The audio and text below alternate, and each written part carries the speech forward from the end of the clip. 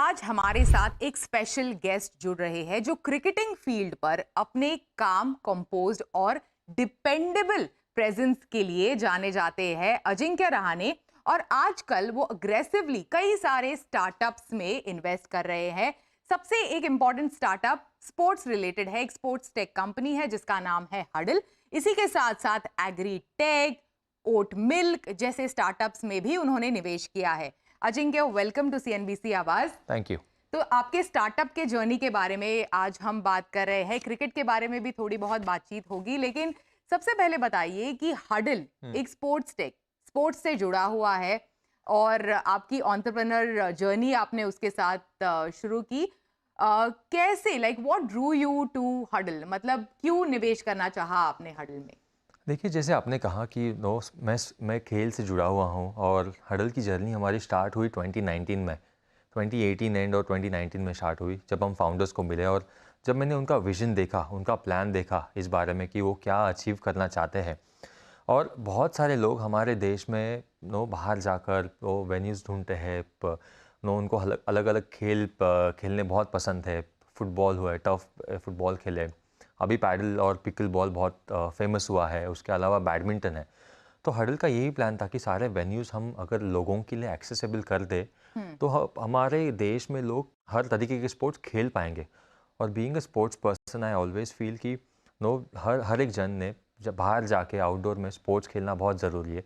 तो इसी विजन से हमारी इस जर्नी की शुरुआत हुई 2019 में। बीच में थोड़ा सा ब्रेक भी लगा क्योंकि कोविड आया था। हाँ, बीच में सब कुछ बंद हुआ था, बट बिल्कुल। जैसे ही लॉकडाउन खुला हमने यही देखा कि लोग घर से बाहर निकले और उनको बाहर जाके खेलना बहुत पसंद हुआ। तो हाँ, वो जर्नी वहाँ से शुरुआत हुई। और आपके खुद के जो, बिकॉज आप स्पोर्ट्स फील्ड से है, तो आपके खुद के एक्सपीरियंस से आपने किस किस तरह का फीडबैक दिया है फाउंडर्स को, हडल जब पूरी तरह से फॉर्म हो रहा था तब? देखिए, उस वक़्त इनिशियली मैंने ज़्यादा उनको फीडबैक नहीं दिया, क्योंकि जो उनका विज़न था, जो प्लान था, मुझे लगा बहुत अच्छा प्लान था। हम्म। हम फाउंडर से जब मिलते हैं, पहली बात हम उनका विज़न देखते हैं, उनका वो कितने पैशनेट है, उनका प्लान क्या है, उनको क्या अचीव करना है, वो वेंचर, वो स्टार्टअप शुरू करके। तो हमें लगा कि जो उनका प्लान था, वो बहुत ही अच्छा प्लान था। येस, जो फाउंडर्स है, बहुत ओपन माइंडेड है। जो कुछ मैं फीडबैक देता हूँ, सुनते हैं। कभी अप्लाई करते हैं, कभी अप्लाई नहीं करते, बट जो कम्युनिकेशन है हमारे बीच में वो हम्म। बहुत ज़रूरी है और बहुत अच्छा है। और उनके साथ काम करके मुझे बहुत मज़ा आता है।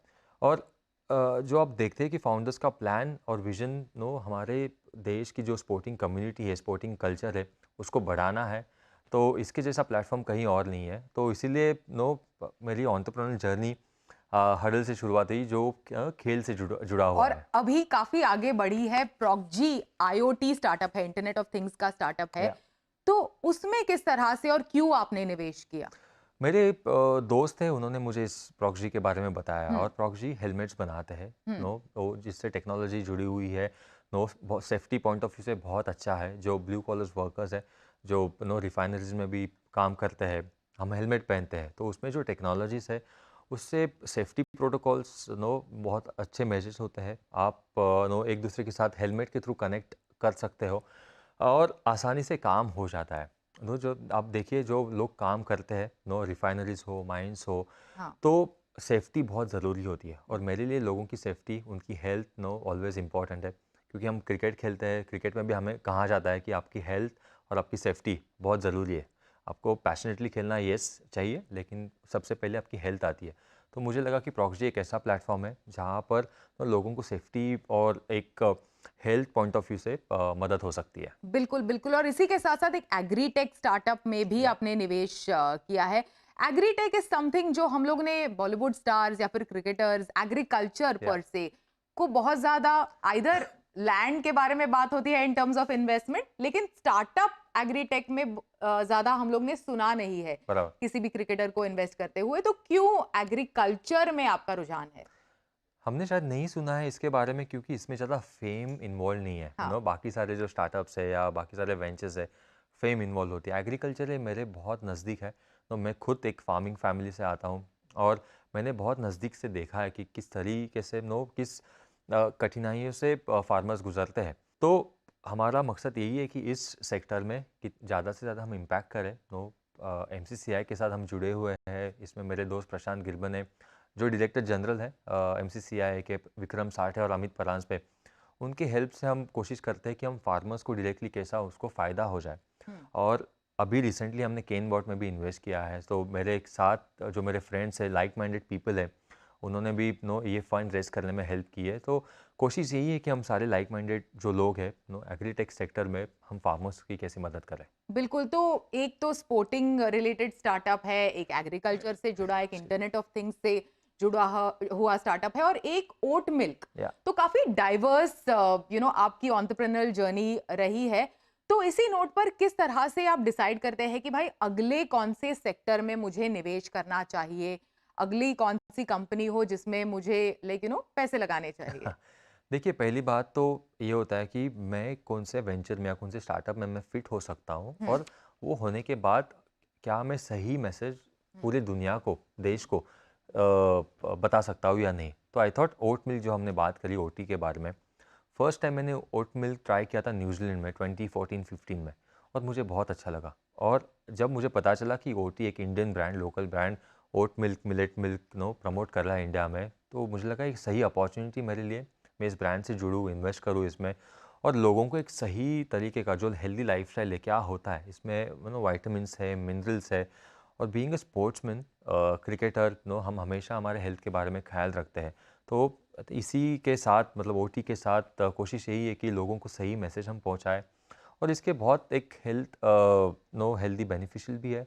आप ओट मिल्क जब आप पीते हो, एक आपके हेल्थ के लिए भी अच्छा होता है। और एक खुद मैंने ट्राई किया है इन्वेस्ट करने से पहले, और मैं ये कह सकता हूँ कि ये ब्रांड बहुत अच्छा है और बहुत हेल्दी है। तो मतलब पैशनेट होना चाहिए आपको। तो ऐसे इसी नोट पर आगे चलकर कौन से सेक्टर्स में आप निवेश करना चाहते हैं?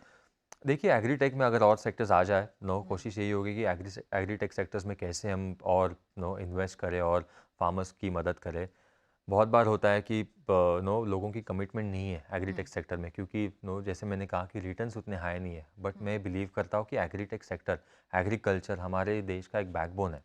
तो अगर हम उसको आगे लेके चले, आगे बढ़ाएं और फार्मर्स की मदद करें, उनको हेल्प करें, तो हमारी कंट्री और अच्छी ग्रो कर सकती है। तो एग्रीटेक सेक्टर में मैं देख रहा हूँ कि कहाँ से अच्छे और अपॉर्चुनिटीज़ आते हैं। उसके अलावा एआई है, जहाँ एआई में। एआई है, टेक्नोलॉजीज़ में भी हम देख रहे हैं कि कहाँ कहाँ हम कर सकते हैं, जहाँ पे हम इन्वेस्ट करें और उसके रिटर्न्स हाई आए। या but agritech sector is purely कितना ज़्यादा से ज़्यादा इम्पैक्ट करे और फार्मर्स की मदद करे। एंड आप बिल्कुल इन्वॉल्व्ड होते हैं इन स्टार्टअप्स में जिनमें आप इन्वेस्ट करते हैं, कंटिन्यूअसली कॉन्वर्सेशन फाउंडर्स के साथ, फीडबैक लूप ये जारी रहता है इनके साथ? कितनी इन्वॉल्वमेंट रहती है और हम्म। कितना यू होल्ड देम अकाउंटेबल? कभी डांट पड़ी है इन फाउंडर्स को?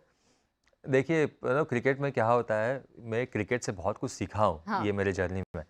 क्रिकेट में बहुत सारे लोग इन्वॉल्व होते हैं जिनको पता नहीं होता है ना कि क्या करना चाहिए, वो भी आके हमें बताते हैं कि नहीं ये करना चाहिए। But as cricketers, as sports people, we know कि हमें क्या करना है। वैसे ही मैं जब किसी स्टार्टअप में या वेंचर में इन्वेस्ट करता हूँ, मैं वो बैक सीट लेता हूँ। मुझे पता है कि फाउंडर्स को आइडिया है कि उनको क्या करना है। हम्म। ये जहाँ पे मेरे इनपुट्स देने चाहिए, मुझे लगता है कि देने चाहिए, मैं बिल्कुल देता हूँ।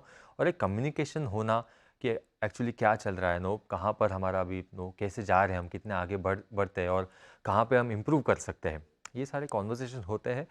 बट बहुत बहुत बार मैं इस एंटरप्रेन्योर जर्नी में बैक सीट लेता हूँ, जस्ट ऑब्जर्व करता हूँ कि फाउंडर्स क्या करते हैं, जो टीम जुड़ी हुई है उनके साथ वो क्या करती है, और उसके साथ अगर कुछ इनपुट्स देने होते हैं तो मैं मेरे इनपुट शेयर करता हूँ। So let the leaders be, वो सबसे बेस्ट जानते हैं अपने बिजनेस के बारे में, let them take the decisions themselves. Absolutely.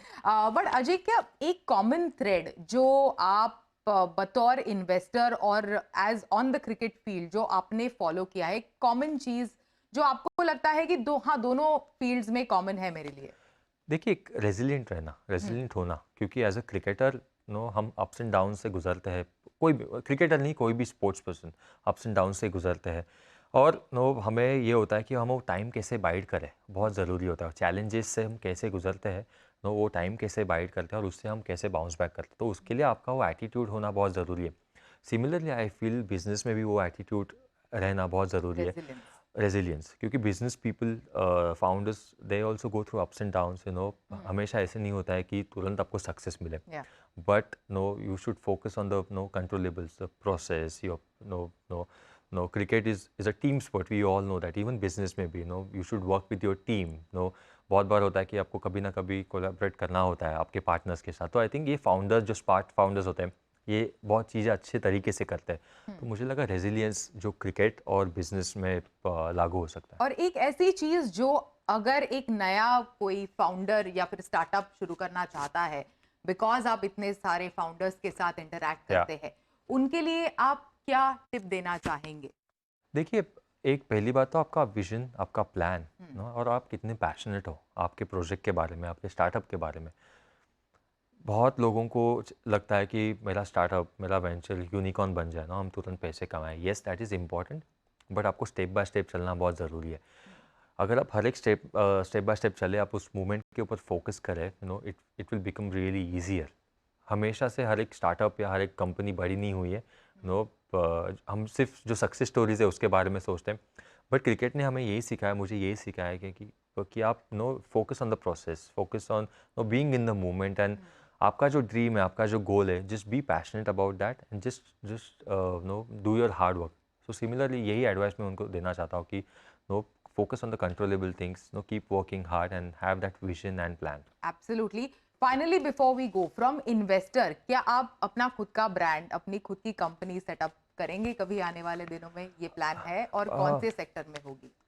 एक प्लान तो है, एक क्रिकेट एकेडमी मुझे करनी है, and the plan is under process. काम शुरू है, शायद आपको जल्दी जल्दी सुनने में आ जाए। वो है कि खुद की एक एकेडमी हम बिल्ड करें, ताकि जो जो यंग किड्स है, कोई भी हो, उनको आके एक प्लेटफॉर्म मिले, एक इंफ्रास्ट्रक्चर हो क्रिकेट खेलने के लिए, और बाकी के स्पोर्ट्स गाइडेंस के लिए। यस, उसके लिए भी, और बाकी के स्पोर्ट्स खेलने के लिए भी। तो ये एक चीज़ हम डेवलप कर रहे हैं, which will be we will announce it soon. उसके अलावा अभी फ़िलहाल जारी है, देख रहे हैं कि हम किस वेंचर में हम इन्वॉल्व हो जाए, और किस में हम ज़्यादा इन्वॉल्वमेंट हमारा दिखाए। बिल्कुल, all the best for that and thank you so much हमारे साथ जुड़ने के लिए। बहुत बहुत शुक्रिया। Thank you.